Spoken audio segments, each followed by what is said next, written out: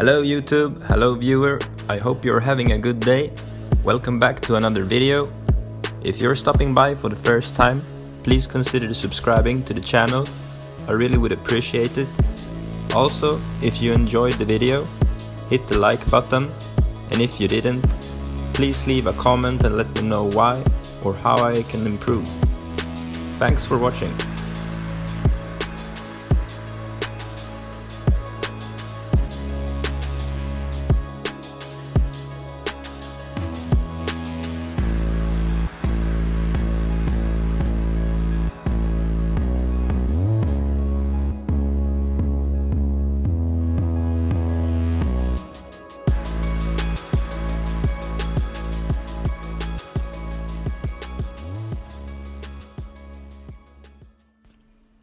Here we have it, the king exercise for hamstrings, the stiff leg deadlift.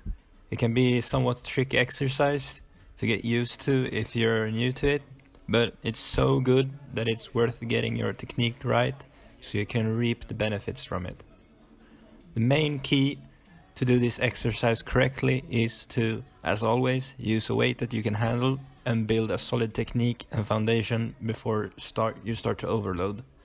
But for the execution itself, my best advice is to really focus on isolating the movement totally to your hips.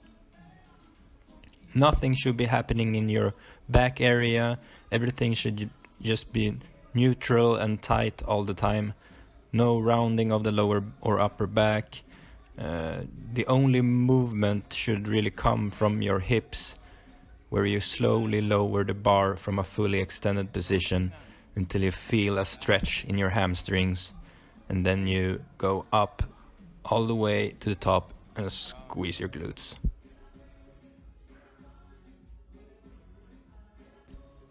A slight bend at the knees is okay, but don't bend them more as you go lower. Keep them locked in a slightly bent position at all times.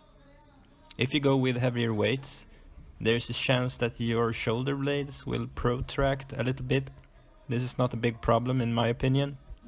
As long as you have done some proper warm-up sets, you shouldn't have to worry too much about it. You'll basically just hit some upper back at the same time from this. But keep the main focus on not losing your lower back's neutral position.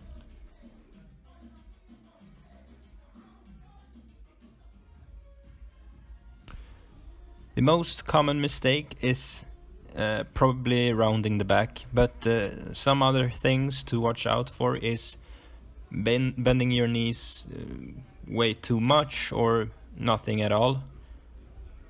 Letting the bar fall out too far from your body will also make it harder for you to maintain that neutral back. Another tip is to use grip straps if you need it. You don't want your grip to be the limiting factor. You want to be able to take your hamstrings to complete failure without having your grip failing before your hamstrings, so to speak.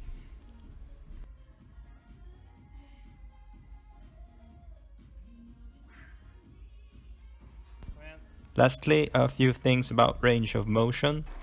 Go as far as you can to get maximal stretch without compromising your form. There's no rule here on how low you have to go or how much you have to stretch.